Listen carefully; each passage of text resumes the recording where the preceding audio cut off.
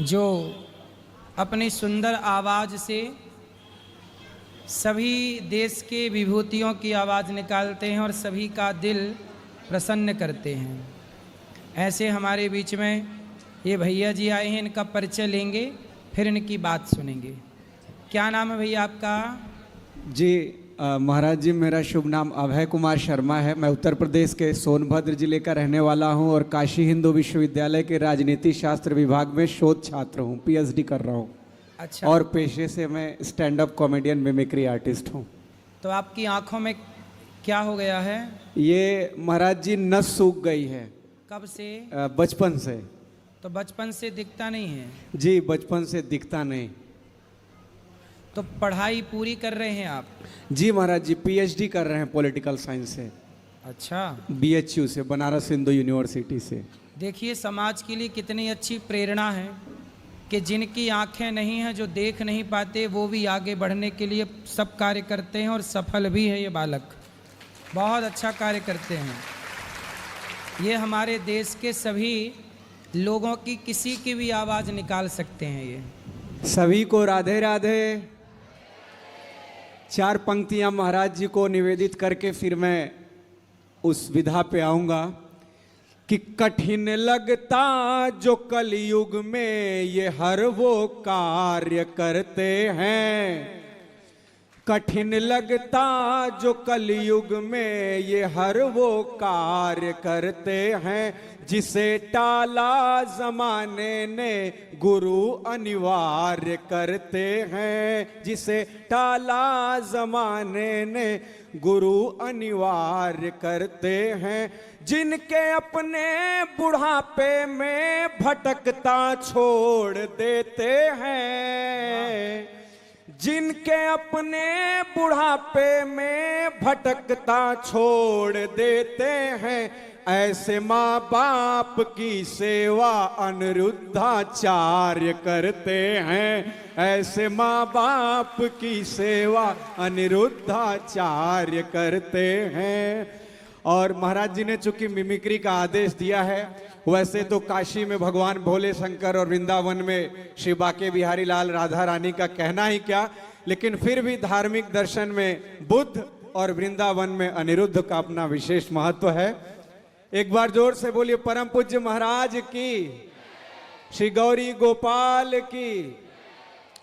तो आज इस आश्रम में मैंने भी बहुत कुछ भ्रमण किया और भारत के कई लोग भ्रमण करते तो वो क्या अनुभूति देते। सबसे पहले पूर्व प्रधानमंत्री विनम्र श्रद्धांजलि के साथ डॉक्टर मनमोहन सिंह जी। मेरे प्यारे भाइयों और बहनों, इस आश्रम की व्यवस्था को चलाने में काफ़ी धन भी खर्चा होता है। इसलिए सामर्थ्यवान साधकों से निवेदन है कि यहाँ की बेहतर अर्थव्यवस्था के लिए यथोचित दान सहयोग राशि भेजते रहें। वाह। बिहार के वर्तमान मुख्यमंत्री नीतीश कुमार जी, भाई बहुत बदलाव देखा है हमने। पूरा बदल न दिया माहौल को। सेवा किया है गुरुजी ने। और ये राजनीति के लोगों को, हम लोग को संत लोग से सीखना चाहिए किस प्रकार ईमानदारी से सेवा होती है।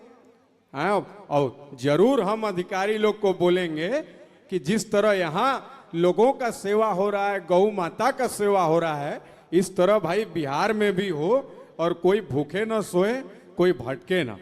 ये होना चाहिए कि नहीं होना चाहिए? सुंदर सुंदर। लालू यादव जी, लालू जी की मिमिक्री सुननी है? बहुत अच्छा ये पूरा व्यवस्था किया गुरुजी ने। सब पूरा हमारा परिवार का लोग, सब लोग खुश हो गया। ये पूरा गाय का सेवा करता, सब यहाँ पर जदोवंशी लोग को प्राउड फील करता। हम लोग हम लोग भी फैमिली में पूरा एकदम हम हमारा पूरा 11 का एगो क्रिकेट का टीम है। हमारा 7 गो बेटी 2 गो बेटा, हम बराबरी 11 क्रिकेट के टीम तैयार हो गया। अई बिहार का विशेष डायलॉग बोलते हैं कि बिहार है बिहार, गरीब जरूर है बेवकूफ मत समझो, उड़द चिड़िया के हरदी लगावेला बिहार। अई जितना भाई अमीर लोग हैं, ये पैसा साथ में नहीं जाता, कफन में कोई जेब नहीं होता भाई। हमने भी दान किया, आप लोग भी दान करिए और अपने माता पिता का सम्मान करिए। वाह, सुंदर। अखिलेश यादव जी पूर्व उत्तर प्रदेश के मुख्यमंत्री, बहुत अच्छा काम हो रहा है और जिस प्रकार से मैंने यहां पर देखा हजारों गायों की सेवा हो रही है, तो 2 ही लोग तो केंद्र में नजर आ रहे हैं, या तो दिल्ली में बैठे चाय वाले या तो वृंदावन में बैठे गाय वाले। और हम सबको इससे प्रेरणा लेकर के और आगे इसी प्रकार के सेवा के अभियान को बढ़ाना होगा, ताकि ये जो हमारे गोवंश भटक रहे हैं उनके सेवा, उनके रख रखाव का बेहतर इस्तेमाल किया जा सके। उत्तर प्रदेश के वर्तमान मुख्यमंत्री योगी जी, वाह, सुंदर। जय श्री राम, जय श्री राम, जय जय श्री राम। जय जय श्री राम। आप सभी श्रद्धालुगण आज जिस प्रकार के ये सुरक्षित वातावरण को उत्तर प्रदेश में महसूस कर रहे हैं ना, इसे सुनिश्चित करने का कार्य हमने किया है।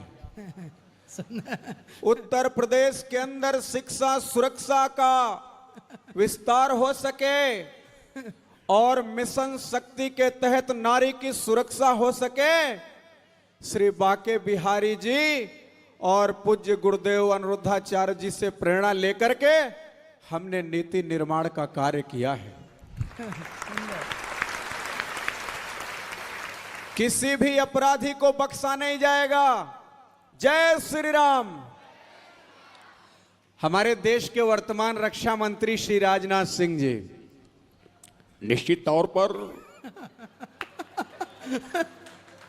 अभी आपने जिस प्रकार से कुछ ही समय पहले ऑपरेशन सिंदूर को घटते देखा है, हमारा हिंदुस्तान, हमारी सेना तो लड़ाई लड़ती है, हमारी सरकार तो नीतियां बनाती है, लेकिन इस विजय श्री में संतों के तपस्या का भी बहुत बड़ा योगदान है। बहुत सुंदर।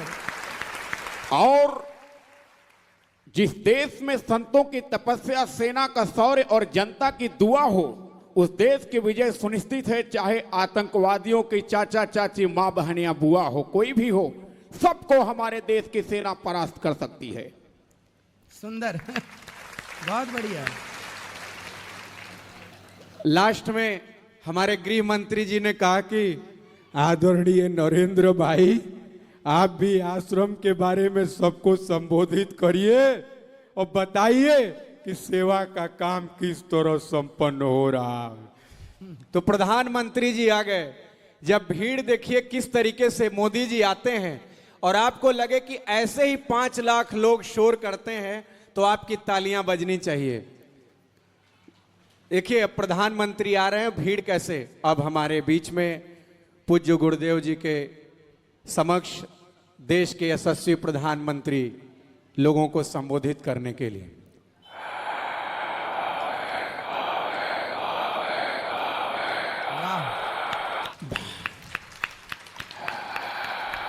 भारत माता की, भारत माता की जय हो।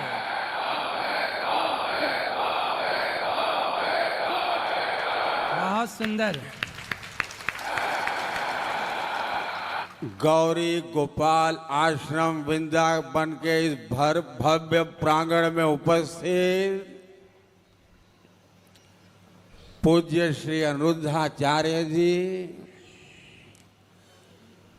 देश के कोने कोने से विशाल संख्या में इनके दर्शन के लिए पधारे मेरे प्यारे भाइयों और बहनों,